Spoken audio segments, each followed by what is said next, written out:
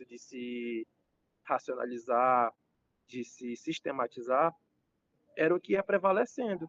Então, coisas básicas, coisas banais, elas vão se tornando, vão se prevalecendo, né? Vão se perpetuando. Então, de fato, essa dificuldade, a questão do esforço, né, gente? Tipo, quando alguém fala assim, ah, você é muito esforçado, né? Para alguém que está se dando bem nos estudos. Isso aí é uma frase que vem dos ideais gregos, dos sofistas, porque eles que falavam dessa questão, né, de ser difícil alcançar a arete, a excelência, de ter que se esforçar, né, de se preparar para a vida e sociedade, do pensamento racional. Eles que sistematizaram essa visão, esse pensamento. E eles criticavam essa questão, né, do que era fácil, do que não era difícil, né? O que não é difícil é o que é fácil, né? Eu interpreto dessa forma. Ia prevalecendo. Aí eu associei muito a alienação que a gente tem hoje. Lembra que eu falei, né, que a gente sempre está falando aqui na aula de alienação, de ideologia, de cultura, então tudo está interligado na questão da educação, tá? Não tem como a gente educar sem falar de ideologia, sem falar de, de, de cultura, certo? Caminho, aí assim, qual o caminho ideal então que o autor ele pressupõe a partir da visão grega? É a formação consciente versus a espiritual, que é a força de acreditar, né? Ou seja, é uma formação que vise a consciência. Lembra que a gente disse que lá na aula passada que a educação, o ato da educação é a vontade consciente e a racionalidade, né? E aqui ele coloca um ponto a mais, que é a questão espiritual. E essa questão espiritual é a força de acreditar, é aquilo que vem de si, né? A sua existência.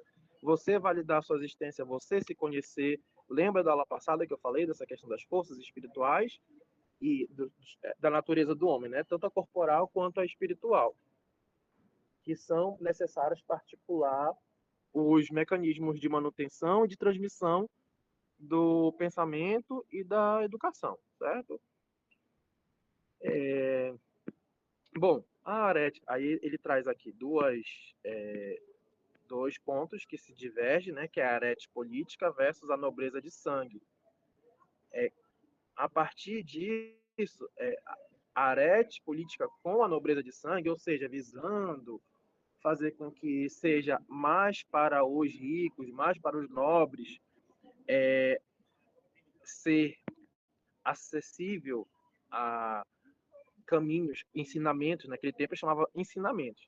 Os ensinamentos, a arete, o professor naquele período, ele era um ensinador, era aquele que passava ensinamentos para a arete, certo? O caminho, e só fazer esse trabalho, esses ensinamentos para a nobreza, era visto para eles como um falso caminho à conquista estatal à massa. Ou seja, os interesses da política naquela época já começavam a compreender a questão de democracia, ou seja, que a voz da maioria é que vale. Então, isso está presente hoje. Tipo, na aula passada não, segunda-feira eu fiz uma enquete, né, para votação e tal, para ver como é que ia ficar e tal, só para ter uma ideia. Então, essa questão de democracia, que é da cultura grega, né, surgiu lá o pensamento dela. Então, está presente muito nas nossas práticas de hoje em dia, tá? Aí aqui ele vai dizer assim, ó, se as cidades-estados modernos se apropriaram tão bem da arete física por meio da instituição ginástica, por que não seria possível alcançar a arete pela educação consciente via espiritual? Então, achei bacana porque ele vai nos remeter nessa parte, gente, àquela questão da ginástica, né? Aquele, aquele, aquela arete física, ou seja, o corpo grego, né? Que antigamente a gente chamava de ginástica. Hoje a gente chama de funcional, de cardio, né?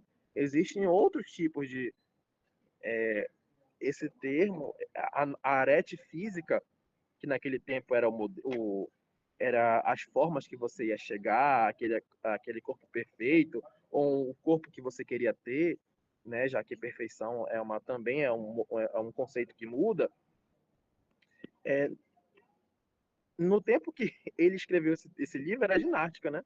Aí agora que já tem outras coisas, já tem cardio, né? Surgiram outros modelos de arete física para a gente, pós-contemporânea.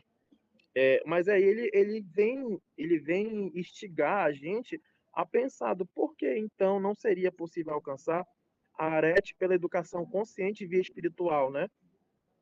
Então, é isso que o autor vem chamar a atenção, que as pessoas se motivavam tanto a conquistar essa arete física pela ginástica, e por que a gente não poderia conquistar a arete pela educação via espiritual, né? Que é justamente para onde os sofistas chamam a atenção. Lembra que eu falei que espiritual é você se conectar com as suas crenças, a sua individualidade, se conhecer a si mesmo, seu conhecimento próprio? E os sofistas, eles justamente trabalham com a persuasão, com a sensibilidade comunicativa. Então, tudo isso também conversa diretamente com a questão do espiritual, né? Que é essa força de acreditar, tudo mais, certo? Bom, aí ele vai falar aqui que o modelo de Estado século V imprime o caráter histórico das sociedades dos séculos seguintes, devido a esse grande movimento educativo que também sustenta a origem da cultura ocidental. Então, assim, o modelo de Estado que nós temos hoje, como eu acabei de falar, né, democracia, todas essas ideações, vêm lá do século V, que imprime muito do nosso caráter, né, da sociedade de hoje, do século seguinte, e forma um grande movimento educativo da nossa cultura ocidental.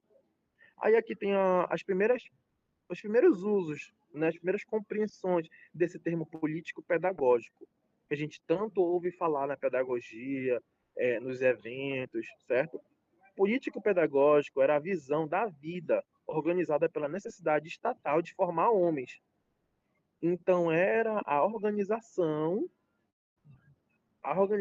didática dos conhecimentos necessários para alcançar um ideal de homem, né, na sociedade, o ideal de cidadão, o ideal de arete, certo?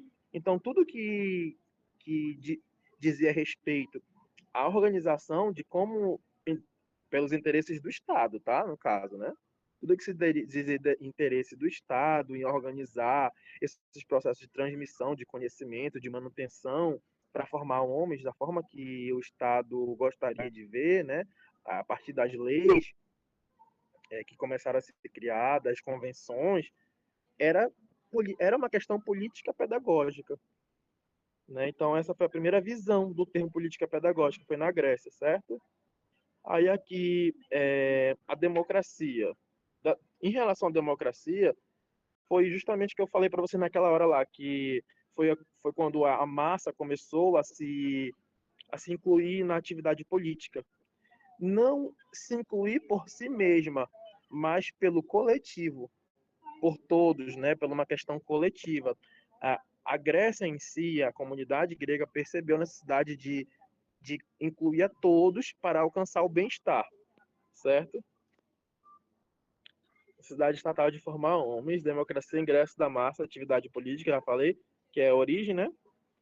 E lembrando também que na aula passada eu falei que a origem da educação, ela é justamente a justificativa e a motivação de uma lei, né? Não sei se vocês lembram, que a gente viu na aula passada, que o autor justamente ele fala sobre isso, né? Que, inclusive, que os fundamentos, a solidez dos fundamentos da educação estão relacionados aos valores, lembra? De uma sociedade, de um momento histórico. Tudo isso a gente já tem uma certa noção que foi dada na aula passada. Em relação à educação política, né? O Vinícius que gosta disso. A ideação de educação política era colocar como consciente problemas das minorias, da liberdade, da autoridade, a um grau espiritual mutável e revolucionarista, né, coloquei aí porque tanto na questão evolucionária quanto na questão revolucionária, porque os sofistas foram revolucionários, né, para o tempo deles, quanto na questão revolucionarista, né? Então eu coloquei esse termo aí todo assim morfologicamente complexo para a gente poder ter essas várias interpretações, tá? Então ele coloca como consciente problemas das minorias, foi começado a entender então aquela educação que partia do princípio de, por exemplo, sistematizar processos de transmissão do conhecimento ou de existência em relação às minorias, ou então problemas da liberdade, né, de autoridade, por exemplo, que fosse levado a um grau mutável, ou seja, aquele que fosse um grau que dizia-se assim, de fato, com essa prática, nesse sentido, com esse ensinamento que a gente vai poder mudar diferentes camadas daquele pensamento, daquela situação, né? Capazes de alcançar a urgência, a importância, a ordem da comunidade.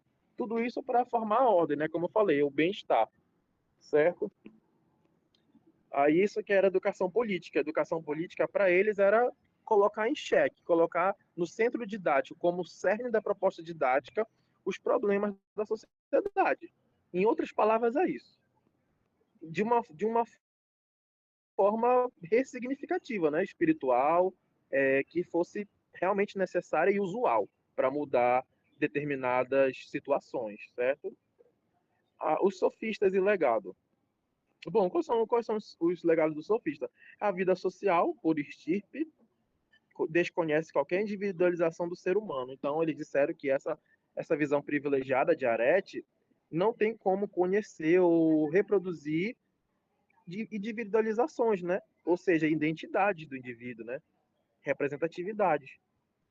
Deslocam o foco da filosofia, eles deslocam o foco da filosofia da natureza, como eu falei. Primeiro veio os naturalistas, né? Os filósofos naturalistas, para o homem e a vida na sociedade. Então, o legado deles é justamente fazer esse deslocamento que antes era visto a partir da natureza, agora para a vida do homem em sociedade. Tá? Então, Professor, oi. meu telefone está 2%, eu consegui gravar mais ou menos uns meia hora a 40 minutos de aula só. E agora eu vou ter que sair aqui que vai chegar a zero. Tá bom, tudo bem então, não tem problema não. Mais tarde, outro horário, eu vou perguntar para os outros como é que foi a atividade, para poder fazer ela também, tá? Tá bom, sem problema. Tchau, Vou professor. continuar. Boa aula. Tá, obrigado. Vou continuar aqui. Os sofistas em Maia, se alguém puder, por favor, faz a lista de presença com quem já está aqui na sala, tá? Para mim.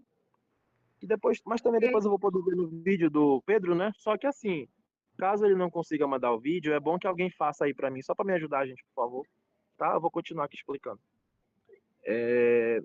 Qual foi o outro legado dele, gente? Já tá dando 10 horas, né? Vou ter que correr aqui. Aí, sim, como que eles chegaram a esses pensamentos, pessoal? Pelas questões de estado e espírito, né? Eles começaram a perceber essa incompreensão que o homem estava tendo com relação a si mesmo, a busca pela sua verdade, a sua autorresignação. Eu vou até colocar a sua depressão, porque é o que a gente sente hoje, né? Com as nossas incompreensões, a gente tem a depressão, né? E naquele tempo não naquele tempo era problemas de espírito que eles chamavam. Eles ainda não se conhecia a depressão, certo? A ansiedade. Então eles viam essa questão do estado com o espírito, né? Para eles era dessa forma. Para vocês verem como são as coisas, são diferentes, né? Diferentes momentos da sociedade. Aí já falei preparação para a vida pública, né? Falei no início da aula, a formalização da educação. Eles formalizaram o processo de educação. Eles foram os primeiros a cobrar para dar aula.